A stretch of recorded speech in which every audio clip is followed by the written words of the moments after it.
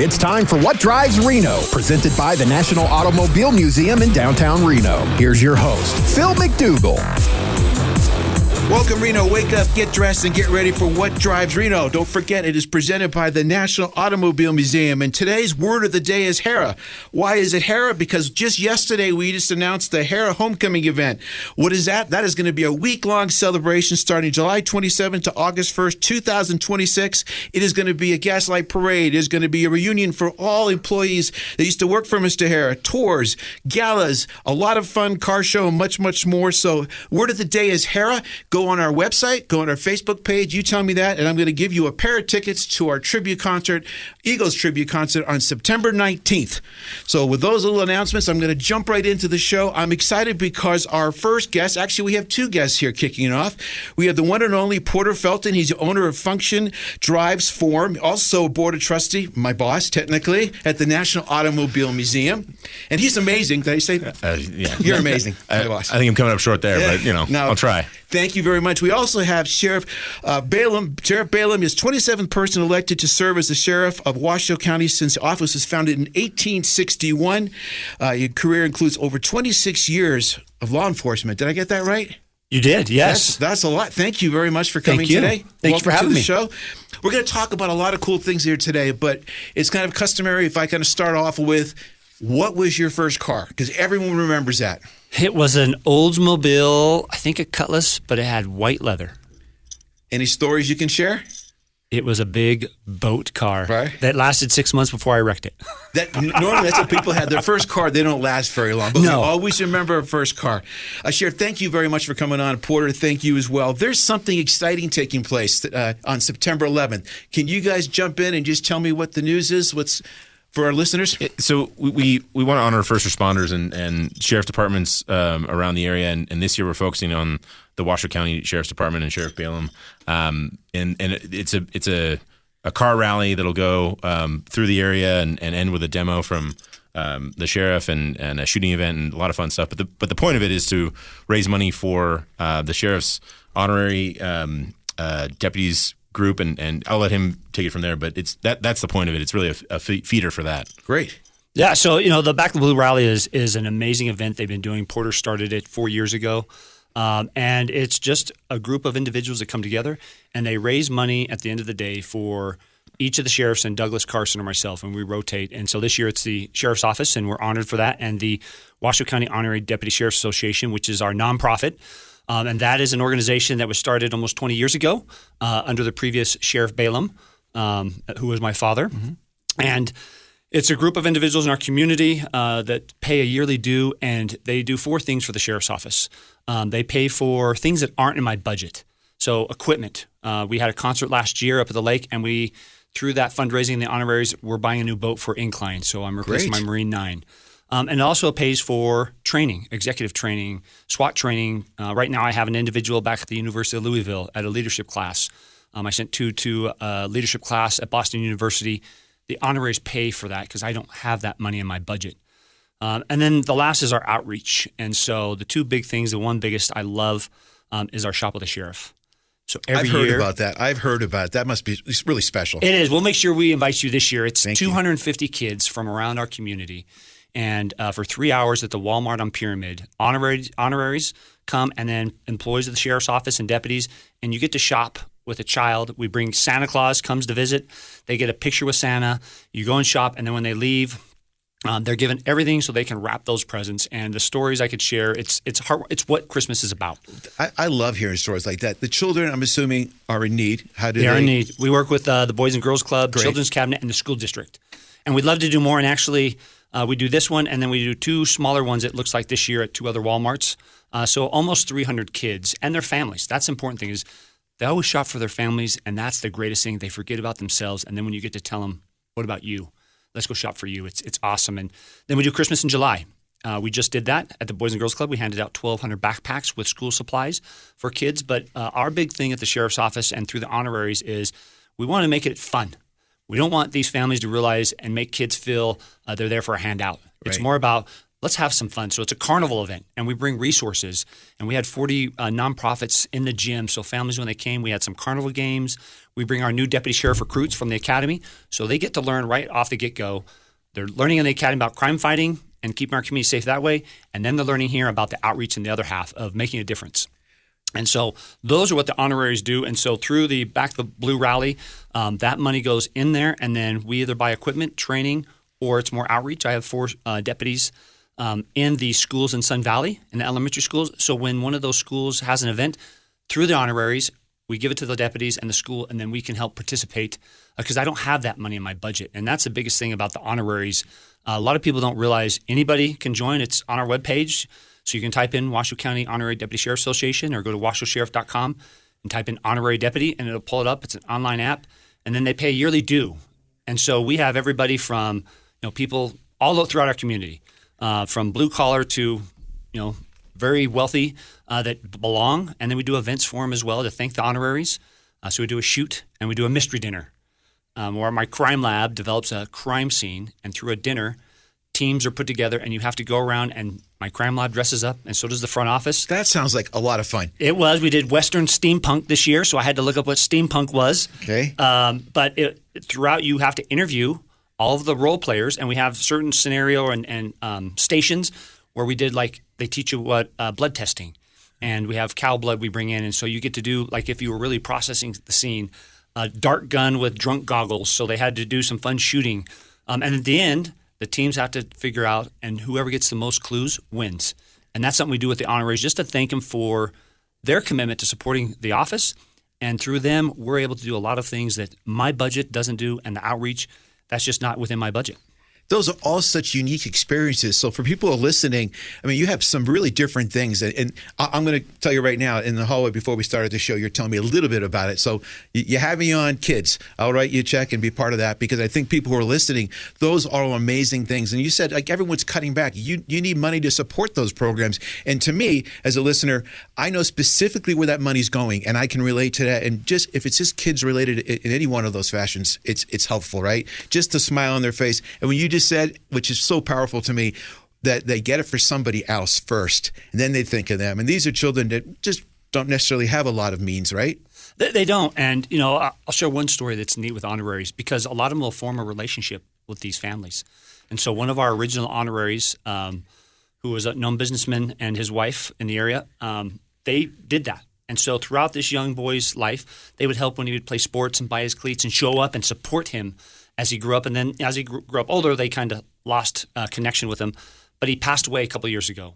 And so his widow, because of social media, the young man, all of a sudden she got a messenger, and it was from this young boy from years ago. And he said, "Wow, you were the one that used to shop the sheriff and then maintain that relationship. I saw that he passed, and I just want to say sorry." Wow. And so that is the connection, and that is the impact that the honoraries have on our outreach. And right now we're doing a lot of technological advances within the sheriff's office, drones and technology. The honoraries, I'd love to say I have that money. I just don't. Like everybody else, right. Government, our budgets are tight. That is where the honoraries come in, and they are helping purchase a lot of that equipment that I have right now. And again, they're so unique, those experiences. So people who are listening, if they specifically want to get involved in that, where do they go again? So they go to washoesheriff.com and just type in a search, Honorary Deputy Sheriff, or you can type in WCHDSA, Washoe County Honorary Deputy Sheriff's Association. It'll pull up. It's online. We have our own webpage because it's a nonprofit. The online app is there. You fill it out. All we do is a quick little background, make sure you're not wanted for anything. And then you join, and then you can pick a rank from a sergeant to a chief deputy. And based upon that rank is a due every year. And then with that, we invite you to these events. And then your dues every year allow us to do and make a tremendous impact within our office for our people, to keep them safe, and in our community to keep us safe and make an impact. I love that, because it's not just about the money. You just a perfect story about years and years later, a young person, look back and remember what that old, person who got involved helped them with. And it just, those moments, people don't realize, to me, how impactful they are to young people. We forget about it maybe, unfortunately. Okay, we did our thing, we showed up. But the person who was at the other end of that and receiving it, especially at a young age, they remember that for years. And you can make a huge difference in someone's life, I would imagine, just meeting that person, not necessarily a mentor, but that relationship started, and it could grow like some of the other people you just mentioned. Oh, absolutely. And again, it's all about making that lifelong impact, and that's what the honoraries do on our outreach side and on the equipment side. And the training, I can tell you, the Southern Police Institute, out of my executive staff, 4 out of the 5 of us all went there. So I would tell you that money is well spent because we went when we were of a lower rank, and we've all made it into the executive level. So it's a difference maker. That's a great one. And the event, again, specifically is September 11th, the big event. So what do we want to tell people who are listening about that? Circle back and say. So I'll make sure that there's an updated flyer on your website. Okay. And it's all going to be through the website that Sheriff Balaam mentioned. So the donations go directly there. It's 100% tax deductible. And then we'll have a fun day of driving cars, shooting guns, and really, most importantly, honoring the first responders and the Sheriff's Department here in what they do and what they do for us. Yeah, I love it. I'm going to switch gears for a second, okay? So let's go back to the rest of your job because that's amazing. But if there's people are listening here today, is there one particular thing? I know you turn the news on all the time or just the climate, everything changes. Is there one particular thing people are listening that you want to educate people on, create more awareness on, just emphasize? This is a reminder. Absolute 2 things. 1, we need to be our eyes and ears. And 2, when you see something, say something and report it, whether it's an emergency or non-emergency. The second thing is where our community is getting preyed upon the most, scams and vehicle burglaries. So scams, no one in law enforcement, no one in the federal government, IRS, they are not going to call you and say, go put money into a Bitcoin machine. So if you have those phone calls, please, before you give any of your personal information, I would never give it over the phone. Hang up and call your local, either the police departments or the sheriff's office and say, are you wanted? Because that's a lot of the time. Hey, we have a warrant. You pay $500 or $5,000, or we're going to come arrest you.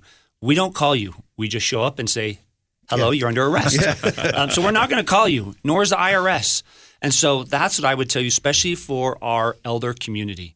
They are losing their life savings because they are getting scammed. And oftentimes, unfortunately, the way those work, once they go into the Bitcoin machines, because that's the newest and greatest, we just did an initiative where we're partnering with a lot of communities and putting signs above the Bitcoin machines that are around our community.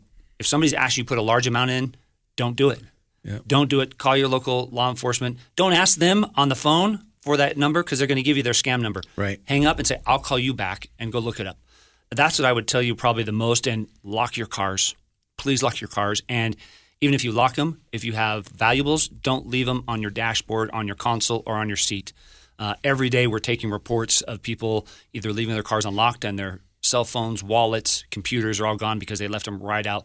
That is an open invitation, and I will tell you the criminals will take full advantage of that. So those are the 2 things I love is just be aware of your surroundings and be our eyes and ears. No, thank you very much. Now, I'm probably not right what I'm about to say, but I do have a little fun on this. Okay. My father, he was 99 years old, and people got on some list, and he was calling him, and they say things that really prey on seniors, like, your nephew's in jail, you got to get this money out of here to get him out of jail, or he's going to lose his rent or whatever. And the first reaction is panic. He didn't know how to use the internet or all that stuff, but he called me and goes, I got to get some money to take care of Anthony. I'm going, Dad, what are you talking about? I never thought someone like my dad would fall for that, but he did. He was a savvy guy. But what I like to do, and you're going to say, no, Phil, I might have cut this out of the show, but if I get one of those, I will go on for 20 minutes and let them just talk and say, oh, hold on a second, let me get my book account. Oh, what number was that again? And then, I got to get that's the wrong checking account number. And I'll just go on and let them just spend as much time as they want until you can tell they're very frustrated. They hang up on me. I said, well, maybe I saved 4 of the phone calls, so probably not the best advice, but... As long as you don't give out your personal information. No, I don't. I just say my name is Porter Felton. I'm already wanted, so it's fine. All right, we're going to do a little trivia question here before we do that, though. Anything else you guys want to make sure we convey to the people who are listening today? Websites and all that we mentioned. We'll have it on our website again. So we have a couple of minutes before we do that, and I'm going to put them on the spot. And for those who are listening, you guys can weigh in too here. So for as many answers you get right, I'm going to give a pair of tickets away to the Eagles concert. Eagles tribute concert is going to take place at the National Automobile Museum on September 19th. All right, you guys ready? I'm going to test you on a couple of questions and see if I can say this correctly. So I'm going to give you want the name or the show? The show. Yeah, the show, yeah. All right. Who is the actor best known for playing Sergeant T.J. Hooker on the series T.J. Hooker? The Blues. No, T.J. Hooker. I need some music. I watched this. I watched it. It was not Hill Street Blues. T.J. Hooker. He was also, give you a hint, he was also on a very, one of the very first space, shows. People in the audience are yelling the names here. They are. Tell you this one? Yeah. I'm William Shatner. Oh. T.J. Hooker. Oh. All right, here's another one. Who played the iconic Lieutenant Columbo? I thought we were going for the show, not the actor. Okay, I'll switch it up. mean, yeah, all right. Well, this one, I lost that one. All right. So I'm going to give you. So far you're. Yeah, we need like the junior version of this. All right, Okay, David Soul and Paul Glaser played what dynamic duo in the 1970s? What show were they on? Yes, ding, ding, ding. Good job. All right. So when I first came to California, I was an extra on this show. What show? Am I telling you the show or the actor? Actors, and so we picked we the want show. to guess the show. All right. So what show was this actor famous for being on? Dennis Weaver. I don't know, I'm going to say Chips. I'm waiting for a Chips one. We can go with Chips, yeah. No, he wore he was a cowboy, and he rode a horse. Ponderosa? No, I'm going to save you. I'm going to save you, McLeod. I would have never gotten that one. Okay, this one That's here. a deep track. This one, but I said I have really gray hair, and I'm older, so I know this. All right, so I'm telling you the actor again. Yeah. All right, so he was best known. This gentleman was best known.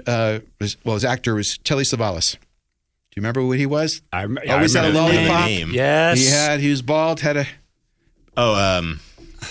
Ding, ding, ding, ding, ding, ding, ding. All right, I'm gonna have to bail you out. Kojak. Okay. I should have known that one. Last one, Lieutenant. Did I say Lieutenant? No, actually, I'm just going to cut the losses right here on that one. At least we got Lieutenant one, Columbo. right? Do you know what the actor played Lieutenant Columbo? Just in the off chance, Columbo? you guys. I don't know. Peter Falk. There we go. Okay. All right. I can picture his face. Yeah.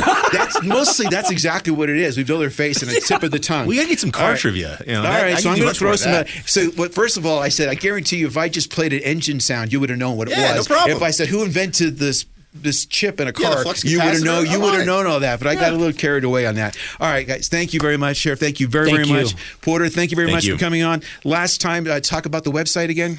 WashowSheriff.com or Washoe Sheriff's Honorary Deputy Sheriff's Association. And then it's September 11th. Great organization. Great. Learn how to get involved and make a real difference in the community. We'll be right back.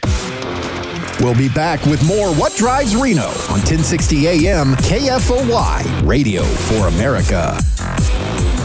I'm having my birthday at the National Automobile Museum. They have this cool birthday zone with Tow Mater and Lightning McQueen. And their brand new Children's Activity Center has fun games like a junior engineering studio, Lego building, an interactive car wash, and more. They even have a theater where we can watch a movie or play Mario Kart. And I even get my own birthday t-shirt. Book your child's ultimate birthday party today at the National Automobile Museum. Visit automuseum.org/events. Get ready, Reno. The National Automobile Museum presents an unforgettable Eagles tribute concert. Friday, September 19th. Sing along to the timeless hits you love under the stars, rain or shine. Tickets are just $20 or $15 for museum members. Call 775-333-9300 for your discount code. Don't miss this incredible night of music, memories, and classic vibes at the National Automobile Museum in downtown Reno. Get tickets at automuseum.org/events. We're back with more What Drives Reno, presented by the National Automobile Museum in downtown Reno. And now here's your host, Phil McDougall. Welcome back. Our show, remind you, is presented by the National Automobile Museum. If you've not been there, it is down there on Lake Street, corner of Lake and Mill Street in the heart of Reno. And we were really proud because we were just voted by USA Today as the top number 5 automobile museum in the whole country. And TripAdvisor, we're proud that TripAdvisor voted us number 1 favorite place to visit when you're in Reno. So I'm excited about that, but I'm more excited about our next guest, Neoma Jardon. She is the Executive Director of Downtown Reno Partnership. Welcome to the show. Well, thank you so much for having me. Did I pronounce your name correctly? Neoma, you sure did. I did, because I always feel like I'm not saying it right. I sometimes do too. But thank you. Thank you for coming on board here today. I've known you for a while now, and I love everything you're doing. You made so many changes down there. But for people who don't know you, actually, I'm going to start off with asking your first car because, Terry, I did it again. I forget to ask the first car. Let's start off with your first car. If there's any stories you'd like to share. It was a Honda Civic, 2-door Honda Civic, which I adored. It was gray. It was lovely, which I proceeded to roll end over end 3 weeks after I got it. No, see, just before that, Sheriff said he had it for 6 months and he rolled it or totaled it. So everything was okay. Everything but was fine. You didn't have it very long. I didn't have it very long. I'm wrapping that up to just a new driver. New Excessive driver, speeds. probably not paying as attention as I should have. Went through a barbed wire fence, went in over end. Oh my gosh! I lived on a ranch. It was good. So learned no my lesson. animals were hurt. No people were hurt. Nope. All right, only good.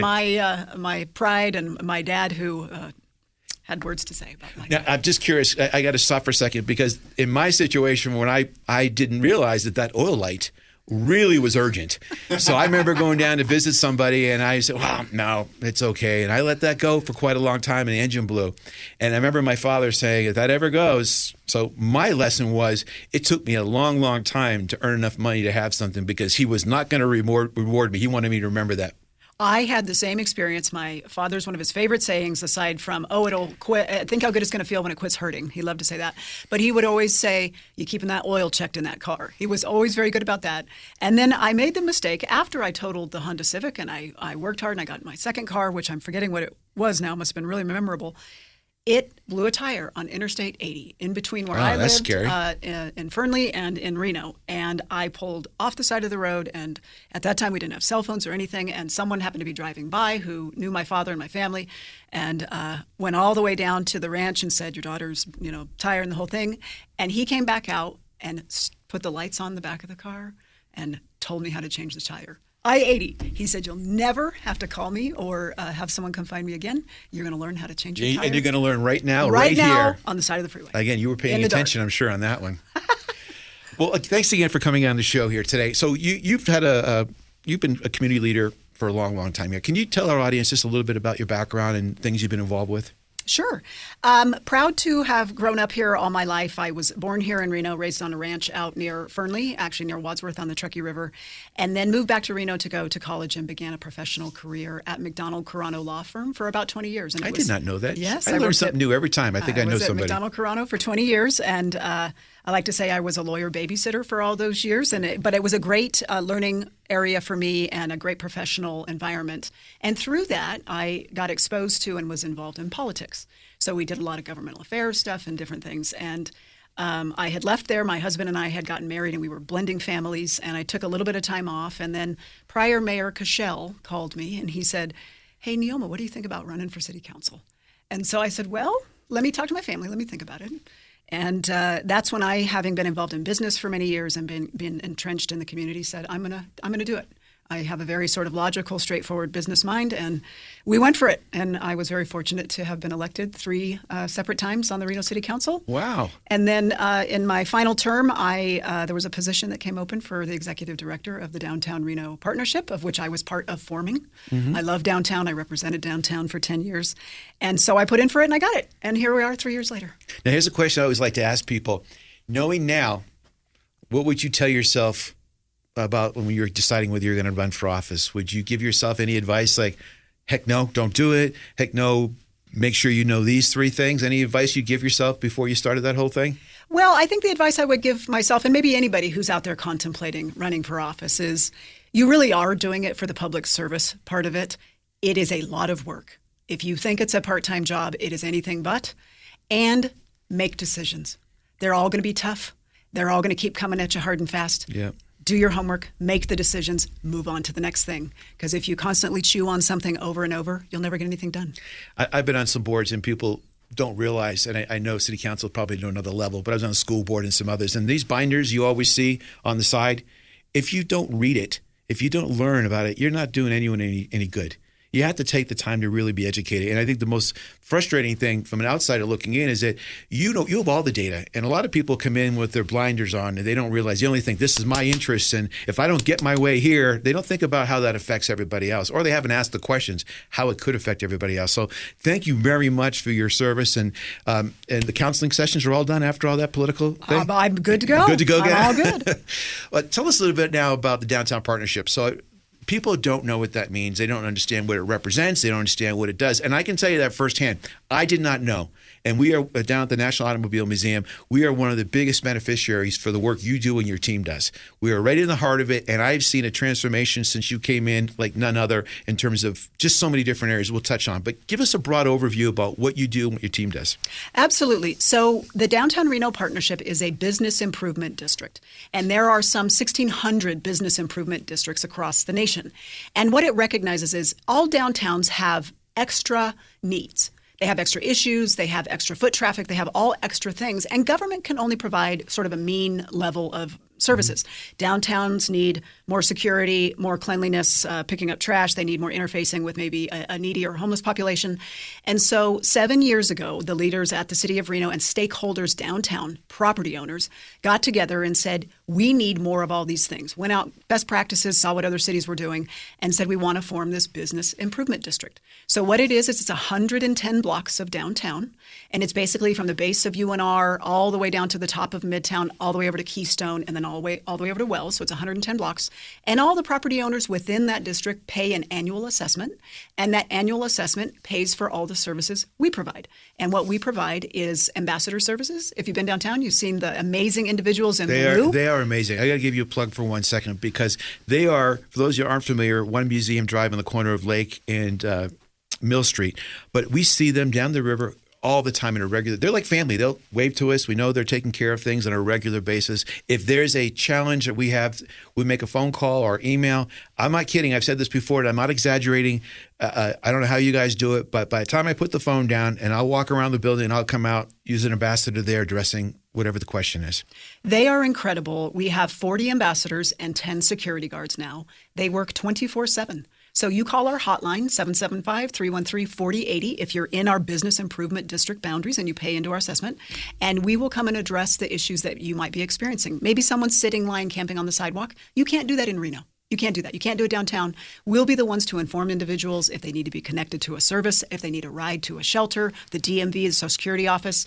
We're the ones that are informing, enforcing, and then if we need to engage our security personnel, because sometimes not everybody's always compliant the first time when you're giving them information. But your team is so good because I've watched them firsthand. A lot of people say, "Oh, just get up and move." No, they'll work with you, trying to understand, and then only when you get to a certain level, they're telling you so many times, yes, do you go to the next level. And that's exactly what we do. And the thing is, our ambassadors, many of them, the grand majority of them, have been homeless or had addiction issues in their history. Mm-hmm. So they know how to interface with, address, talk to individuals that might be in need. Very important. Very important. And they can individualize what are the needs, how do we get them there, how do we get them on a path to recovery or housing or whatever it may be. And they build a rapport and a trust. And then, again, if all those things that get exhausted doesn't work, we call our security personnel in. They'll assist. And if that doesn't work, the last case is to call Reno Police Department to help us. But we're also interfacing with all the great visitors downtown. We give directions, recommendations, students, you name it. We're out there greeting people, welcoming them to downtown. And downtown's just, it's not, maybe if you haven't been down in a while, it may not be what you thought it was. Yeah, so I want to touch on that for a second. I think there's, in every case, the museum, there's misinformation. So I'll use the museum. They think, oh, it's the same museum. It's not changed at all. And we change our exhibits every 60 days. People go, oh, it's the same thing. Why would I go back? No, we change it every 60 days because we want to make sure that if you're in town, why would you come back if it was the same thing? Or they think since we're at the National Automobile Museum, oh, we get all this federal funding. We get zero. It's paid by donations or $10 a pop. Is there anything out there in your world that maybe you think the listeners might have some misinformation or you want to clarify? Well, first off, let me say it's people like you running organizations like you run that are helping to change the face of downtown. 10 years ago, there was an impression that you got when you came downtown. Not particularly great.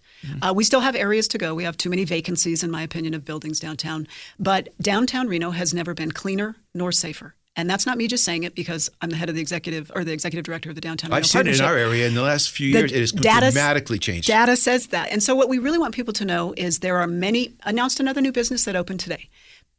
People need to come down. We had 250 special events in downtown this last year. 250.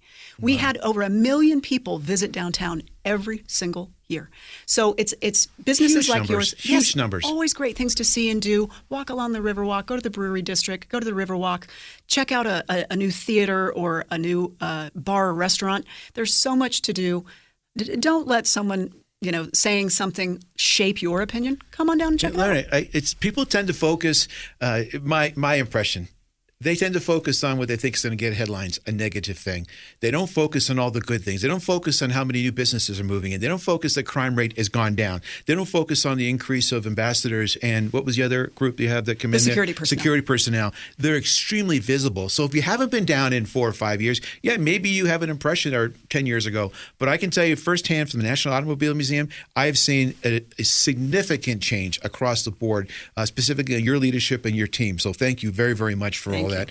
Is there, you mentioned some of the events, is there something that's right around the corner for people listening you want to remind them about? Because you got all these cool things happening. Well, Flicks on the Bricks is happening. What is it? Flicks on the Bricks? On the Bricks, which is tomorrow night at the West Street Plaza. It's a great event put on by Cordillero.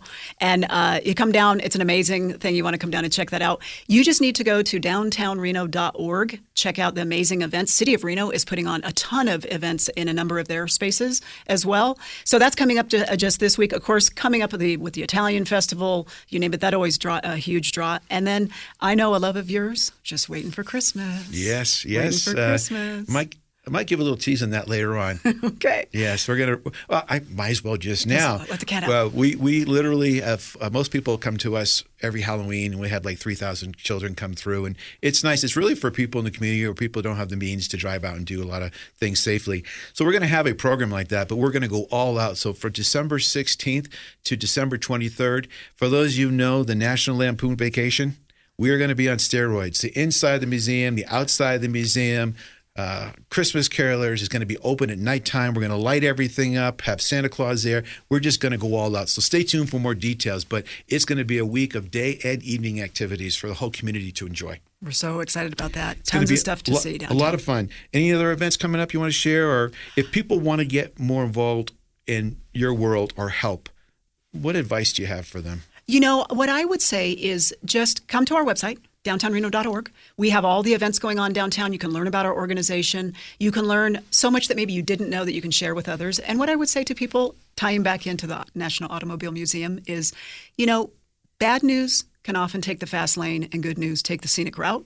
Let's flip that. Yep. Let's have the good stuff, take the fast lane, and you're a big part of that. So thank you for all you're doing. No, I appreciate. We're going to work together on this, and I think we're making positive strides. And I just think the biggest challenge we have, sounds like maybe a little bit you as well, is reminding people of what we have to offer.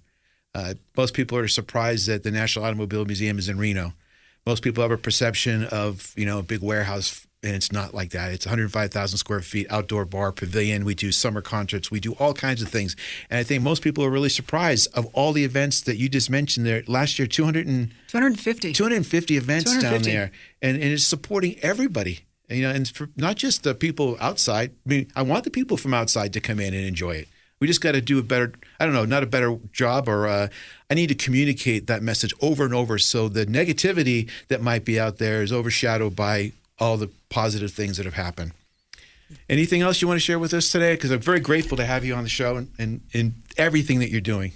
Well, I would just say if anybody wants to learn anything more about the Downtown Reno Partnership and the ambassadors and the work that we do, economic development, we do marketing, you want a stat for downtown, you want to know about the state of downtown, what are our demographics, how are things moving from housing and jobs and all of that, you come to us and we'll share that information. And if you want us to come to your facility, your business, we do lunch and learns. We come and share any information. And so we want to be out in the field sharing all the great things going on downtown. Actually, I'm so glad you just mentioned that, and I'm so sorry I didn't bring it up before that. That is a huge resource. I can tell you firsthand, Nathan and your team have given information. So if you're looking for, tell me some specifics. I needed data to see how many people were coming into the area. So I want to back it up. Does it match with what I think? Are things going up? Are they going down? It was extremely useful, and it came from a third party, which is neutral, and it's got a lot of value. So we collect stats for downtown, and basically what it does, it takes a 1 mile radius from the Reno Arch and collects everything: demographics, population, the makeup of that population, job factors, largest employers, housing starts, where is it trending. So if you want to know anything about downtown, including foot traffic, if you want to know when people come to downtown, where are they going first, how long are they staying, and where are they going next, we can share that information, which is great for businesses downtown because you can start to target some of your marketing towards that. So if you need data for downtown, we're your source for data. I guarantee you listeners did not understand that prior to now. They understand some of the things that we mentioned earlier about security ambassadors, but they don't know the resources that are invaluable. So thank you very much. Thank you to you and your team and your ambassadors. I know we're going to be hosting some of them, I think, next month. Yep. So I encourage other people listening, get to know the ambassadors, get to know all the people in Neoma's team and all the resources available to them. And thank you for doing everything you do. Thank you so much. Thank you for everything you're doing. We'll be right back. We'll be back with more What Drives Reno on 1060 AM KFOY, Radio for America. Get ready, Reno. The National Automobile Museum presents an unforgettable Eagles tribute concert. Friday, September 19th. Sing along to the timeless hits you love under the stars, rain or shine. Tickets are just $20 or $15 for museum members. Call 775-333-9300 for your discount code. Don't miss this incredible night of music, memories, and classic vibes at the National Automobile Museum in downtown Reno. Get tickets at automuseum.org/events. Looking for a venue for your next event? The National Automobile Museum can host any event in a variety of venues to choose from. Have an awards ceremony in the 157-seat theater or select one of several themed galleries for a business luncheon or banquet. Guests will love the 16,000-square-foot Riverside Pavilion, complete with outdoor bar, heaters, and fire pits. Everything you need, including chairs, linens, staging, and AV equipment, are also available. Go to automuseum.org for details. We're back with more What Drives Reno, presented by the National Automobile Museum in downtown Reno. And now here's your host, Phil McDougall. Welcome back, Reno. Excited to have you back for our last segment, and we're going to wrap it up really strong with our next guest. Her name is Ann Silver, and she is the CEO of the Reno Sparks Chamber of Commerce. Welcome to the show, Ann. Thank you, Phil. And as customary, we're going to start off by your first car. I love that question. My first car, much to my chagrin, was a baby blue Ford Pinto. And shortly after I got the car, I got a notice that it would explode if someone hit you from the rear. And I thought, what a great way to make money. Oh, geez, I'm going to buy an asbestos suit and get someone to hit me. No one ever did, and I never bought the suit. But I drove it into the ground, I think, 200,000 miles or so. See, it's funny because you're the first person in a long time that got that much miles out of it. Most of the people, the sheriff had mentioned he had it for 6 months. Neoma said she had it for like 3 weeks, and I probably had mine, I think, maybe a month before the oil leak came on and I didn't fix it. It was the only car I could afford, and I just drove it into the ground and left it. Well, first car is always freedom. Yep. And for those of people who aren't that familiar, can you talk a little bit about your background? Because it's interesting. I always like to find out where people were and how they ended up where they are. Sure. I was born and raised in New York City, East Coast gal. And Celtics fan? Yeah. No? Red Sox fan? No. I had to push Mets, that. Yankees, Knicks. But I graduated from law school and decided not to join a law firm. Instead, I signed up to be a Vista lawyer with Indian Legal Services in Carson City, Nevada. And I'd never been west of South Bend, Indiana, where I went to law school. How did you make that transition? I just thought how cool that would be. My parents were not very excited about it. I came out to Nevada. I lived in a small mobile home in Silver City, which had the Golden Gate Bar in those days, and a whole lot of hippies had moved to Silver City. I loved being Ann Silver in Silver City, and I drove every day to Indian Legal Services in South Carson City and represented Native Americans who had legal issues, and I did that for my year of service, and then I was recruited into state government, where I ran the Department of Employment, Training, and Rehabilitation. And so I went from some sort of public service to real government, and here I was, a New York City gal working for the governor. And I thought, in New York, that would never happen. So all of a sudden, my family thought, that's really cool. We're going to come and visit you. So now they're happy again. Yeah, now they're happy. Now my father isn't as embarrassed, and he thinks that's pretty cool. And I did that for a number of years until I moved back to New York for 20 years. And while there, I got married and had a child and ended up as general manager of Radio City Music Hall. And after that, I worked for Compass Group. That's a pretty big deal. That was huge. Mostly because I was in awe of everyone who performed there. And we also had the Christmas show and the Radio City Rockettes, who are the most horrible women. They're a union and very strong and tough to deal with. And they have lifelong privileges as long as they can do the high kick. And there were plenty of women in their 70s and 80s who were in tip-top shape and could perform. And as GM, I would get letters, people saying, I don't want to see my grandmother doing the high kick.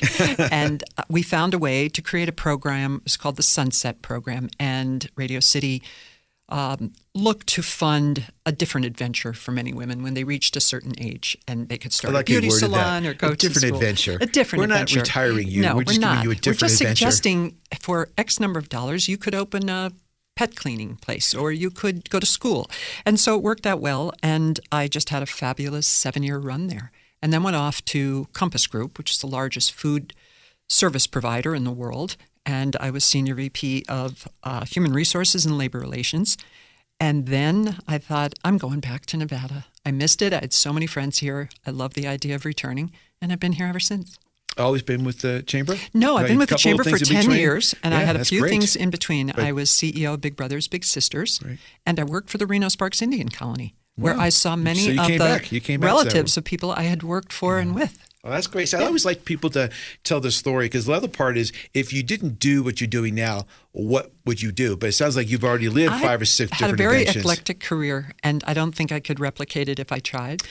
And I don't think I ever imagined that I'd end up at the Reno Sparks Chamber of Isn't it Commerce. funny how you go from that? And if you look back at yourself at that age, like, do you ever think you'd be here? And you'd say, heck, no. I'll probably be back in New York. I'd probably be here. I thought I'd be in It's a law exciting. firm, or I thought I would be a school psychologist. Well, it's funny how we all gone through that evolution. Speaking of evolution, see how we tie that in here a little bit? Nice one. Most people, in my opinion, think of the chambers of commerce in a certain way. They have no idea how they've evolved over time. Mm-hmm. So can you share with us your organization and what you do and support the services? Because it is so important in our community for people to understand all the benefits they have. So for those who I can't believe don't, more than likely people have a certain impression that it's not accurate. Can you kind of give us an overview? Sure. Thanks for that question. Well, we're over 100 years old, and we're the largest business organization in northern Nevada, but we're not the chamber of old. Our chamber does 3 things exceedingly well, and we stick to our mission. We advocate on behalf of any business that joins, meaning we represent you with the city, the county, the state, and our federal delegation. If you have particular issues, legal issues, issues about regulations, laws, and such, we're there to support what's best for business. We certainly keep you informed with a weekly newsletter. We're always there to answer the phones and provide information. And lastly, we keep our members connected to each other, because in this community, everybody needs to know everybody by name and face. Well, they And do. they That's do. one thing I learned here And quickly. Me too. And coming from New York, where I never saw the same person twice, here I see half of our members on a weekend in the supermarket or wherever I might go. And so we're basically an advocacy and information and connectivity organization. We now have over 2,300 businesses as our Wow, members. that's a lot. And about 400 nonprofits. And our job is to make sure that they do very well, they're sustainable, they grow, and that people know who they are. And our job is to promote them in any way possible on social media, in our newsletter. We hold events virtually every month. Last night, we just completed our second Zumba class, which is $1 for 45 minutes of incredible Zumba. And anybody of any size, weight, shape, gender can attend the class. It's so much fun. But we do a lot of things that chambers haven't always done in the past. We have a civics 101 class, which is really important because we think people need more education about how to be engaged as a citizen. You know, what district do you live in? We often give a quiz and people can't identify what district they live in or who represents them on the city council or the county commission. But isn't that sad? Because It's they're voting. very sad. I mean, just the Yes. voting element alone, they have no idea what they're voting on. Or They you see don't. people on both sides of the aisle out there protesting. You ask them one question about why they believe a certain way. They can't say anything other than the soundbite they heard It's a on the soundbite news. on the phone or whatever. And the chamber for 10 years has not endorsed nor campaigned for any particular candidate. What we do is hold candidate forums after the primaries, and we allow every candidate to have 30 minutes to give his or her pitch and then 15 minutes for question from the audience. It's not debate style. We want them to be there on their own. And that's very educational because, to your point, Phil, people often can't even identify who the candidate is. They've heard something that's good or not, and they think, well, that's how I'll vote. But wait, what if I could get in front of them and see them in person and ask them questions? It's so much better. So I mean, that's very helpful. And I think everyone can relate to this. Everyone get down to during the election time, and they cannot stand to turn the TV on because every 3 seconds is a typically not a very flattering commercial on there. I'm going, who knows if any of that stuff's true? They're just trying to sell a point, and it's probably not true. We want them in a natural environment where they feel comfortable. They're not debating. They're not campaigning. They're just giving their pitch on particular issues that are of concern to the chamber and businesses, and then people are asking questions. And because it's not debate style, we don't have that rancor that can occur when people are debating. That's or important. those personalities that get involved. We teach a citizenship class, which we think is incredibly important. That's been very successful. We're now involved with the Youth Build program with Northern Nevada Literacy Council, where we set up youth ages 16 to 24 who are getting their high school certification. We set them up with our members so they move into a career. And we know there's so many in-demand jobs. We want to fit those kids into jobs that are not just jobs, but really long-term careers. We have monthly events, Coffee and Commerce in the morning and Business After Hours in the evening. And we use our members who want to host one. Maybe you will at the Auto Museum, and hundreds of people come. And it's a great way to get people together, to meet one another. And to your point earlier, the fact that people meet as individuals, they can exchange business cards, but they get to know who I'm doing business with. Now, I'm dating myself. I use the word old school, and some people go, "Oh, old school. You shouldn't say that." I go, "No. What I mean by that is, I can't put a price tag on meeting somebody at one of your mixers, getting eye contact, whether it's a business card or not. But you get a genuine sense of, I feel comfortable taking to the next step. I'll talk to a lot of people, and not everybody, but some of the younger people. They will. Well, I sent them an email or I texted them. I go, what are the chances they got that? It's not in their spam. It's not how you develop relationships. I couldn't agree with you more. I develop no relationships by email. That, to me, is simply an address I can use. But meeting people, shaking their hand, making eye-to-eye contact, I don't think that's old-fashioned. I think that's real. It's real, and it's so important. Your events you've gone to, I've gone to them before, and if I meet one or two people, okay, everyone listening here today, how many times have you sat there and you've called or emailed somebody, or you've emailed somebody, and you don't get a response? You don't know why, you just didn't get a response. You get a one-on-one, even if it's 30 seconds, of one of your mixers.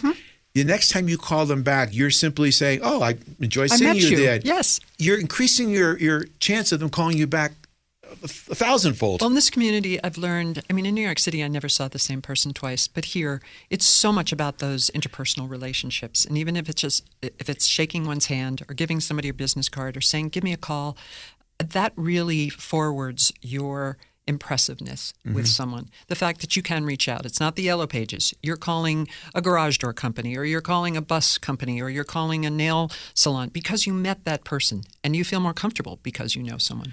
I'm glad that, because I think most people think of some of the things we just talked about, the social mixers, which are extremely important to me. And I think, in my opinion, that a lot of people kind of put you in that bucket. But you started off really importantly emphasizing the civic classes and all the legislative educational components of that. That's mind-blowing. You can't get a conversation with some people unless you take advantage of the connections and relationships that the chamber has.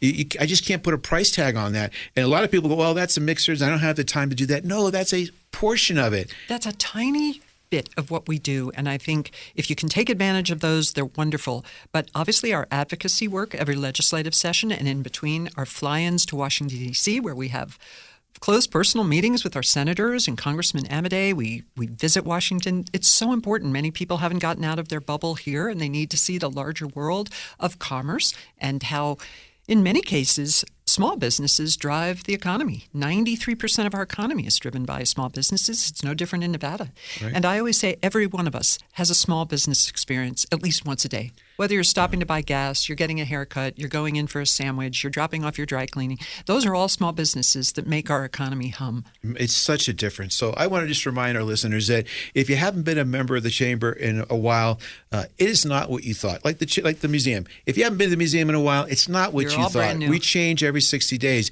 If you haven't been a member of the chamber, and it's really cost effective too. Oh, you get what you put into it. And by the way, whatever it costs you to join, which is based on the number of employees, you are paid back in member benefits almost immediately. Your business will excel. You'll know that many more people. You'll be included in that many more events, meet so many, and engage. And we say you get out of it what you put into it. If you join and we never see you, I absolutely agree. People tie the ROI into certain things, and I'm going, no, it's what you put into it. You can't sit there and say, I didn't go to the mixers, or I didn't take advantage of the civics classes, or I didn't go meet the legislative. Well, then be on our directory, which gets over 4 million hits a year. Then at least be on our directory, where if someone wants to look up where do I get my car fixed, they have a choice of 8 different car places that are members of the chamber. And by the way, if you call us for recommendations, we only recommend our members. So you're missing out. Makes a huge difference. So in the time we have, Ann, tell me if you could, is there any event coming up in the near week or so, a month or so, or a big one you want to make sure people know about and go to your website to learn more? Well, there's so many. Let me just say that the third Thursday of every month is our Coffee and Commerce, which is an hour long from 8:30 to 9:30, and it's a time to have free Dutch Brothers coffee, all the refreshments you want, and to hear a presentation from one of our chamber partners, and then to do nothing but network.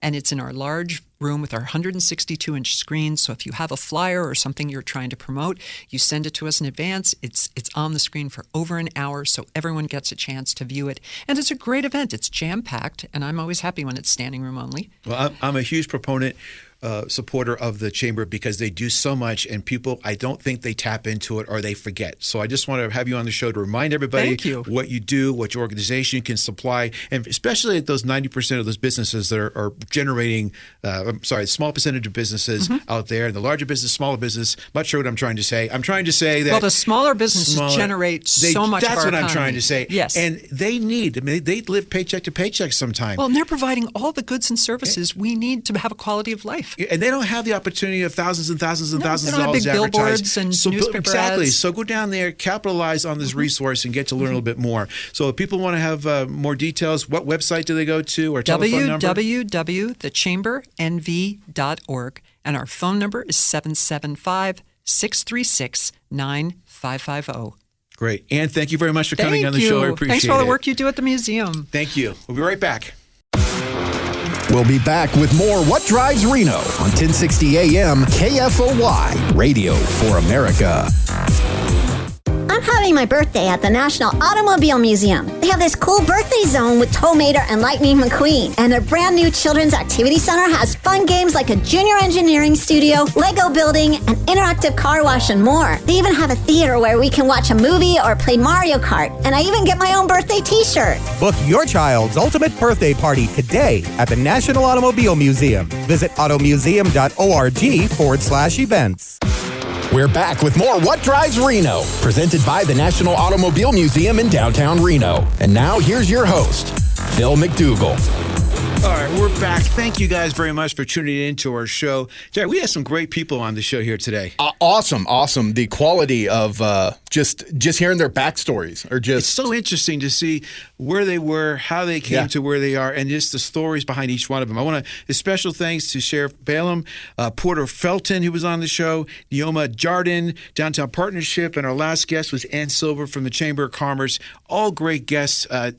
You learn so much. I just want to remind people go, what's the show about? What Drives Reno? It's partnered by the National Automobile Museum, but the part of it is what drives Reno? What is driving the economy? What is driving the community? What is keeping things together? And the people we had on the show today, I mean, they're touching everything, and they're making a difference. And I think it's important for our listeners to realize who's making a difference and how they can get more involved. Do you agree? I agree. Well, that's why if you said no, I'd be bummed out because I kind of back up on that one.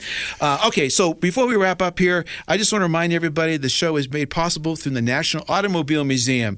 And word of the day was Hera, because we're going to be celebrating Mr. Hera with all the... If you know somebody who used to work for the Hera organization, we're going to be having the Hera Homecoming. It's going to be July 27th to August 1st. We just went live on the registration at automuseum.org. automuseum.org. When you go to that website, you're going to see a link there for the Hera Homecoming event, a gala. It's going to have a car show. It's going to have guest speakers. We're going to reenact Mr. Hera's tours each one of the days. Just have a lot of fun. If you haven't been to the National Automobile Museum, you don't know what you're missing. Again, voted by USA Today is number 5 in the whole country, and it's right in our back door. TripAdvisor said number 1, but people were surprised. In addition to the 240 cars, in addition to the 105,000 square feet, we put outdoor concerts. One of the biggest things we do right now is birthday parties. Yeah. So you ever been a parent, you go, I just want something simple, it's cool. We got Tow Mater, Lightning McQueen, Barbie. We have a children's educational facilities, 3,000 square feet, all interactive. You can do all kinds of fun stuff in a movie theater with this huge Xbox the kids can play. So we do so many cool things. I want to remind our listeners to go to automuseum.org and not .com, .org. I encourage you to come back next week, same time, 11 to 12 on 1060. Learn more about your community leaders, about the museum, and a lot of other fun stuff we have planned for you. Until next week. You've been listening to What Drives Reno, presented by the National Automobile Museum in downtown Reno. For more information about the museum, head on over to our website, automuseum.org. We'll be back next Saturday at 11 a.m. with What Drives Reno on 1060 a.m. KFOY, Radio for America.